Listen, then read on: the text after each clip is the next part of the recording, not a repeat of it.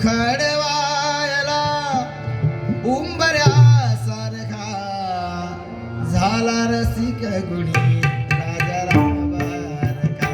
काळजी पावला वादळासारखा, काळजी पावला वादळासारखा झाला रसिक गुणी राजाला बारका. झाला रसिक गुणी राजाला बारका. झाला रसिक गुणी राजाला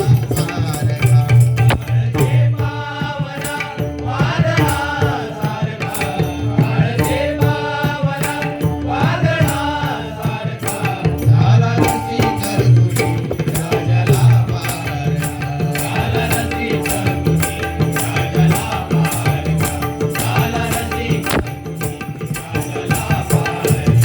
हरिश्चंद्र हा मुता गेला कुठे.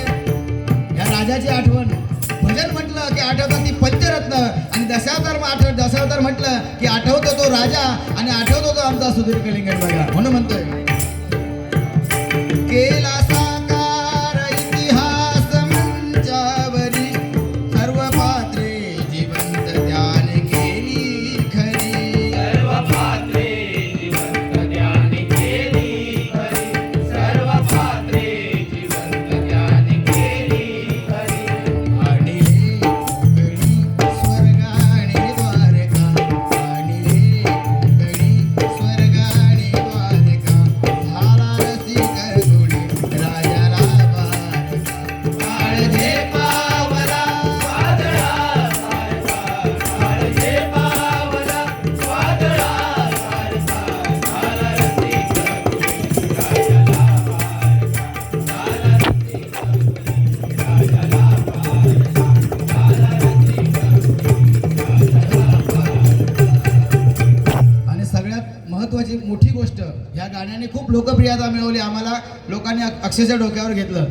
पण ह्या गाण्याच्या पडद्यामागचा कलाकार म्हणजे आमच्या या ठिकाणी जे आहेत उमेशजी जंगम यांच्या लेखणीतून साकारलेलं हे गाणं आहे. एकदा जोरदार सगळ्यांनी त्यांच्यासाठी टाळ्या वाजवा आपण.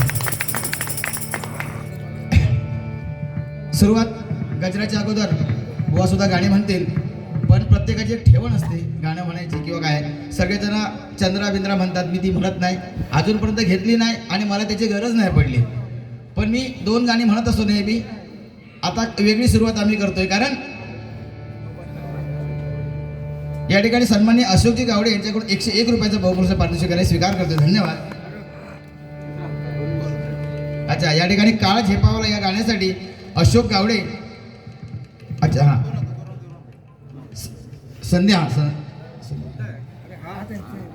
हां या ठिकाणी आमच्या या ठिकाणचे भजनप्रेमी, भजन रसिक आणि भजनी कलावंत सन्माननीय सत्यवान राणेबुवा, मगाशी त्यांची आठवण आपण केलेली आहे. त्यांच्या स्मरणार्थ त्यांचे मित्र आणि आमचे सुद्धा मित्र संदीपजी जंगम गुरुजी या ठिकाणी यांच्याकडून 201 रुपयासाठी या ठिकाणी पारितोषिकाला स्वीकार करतो. धन्यवाद. हां, असो.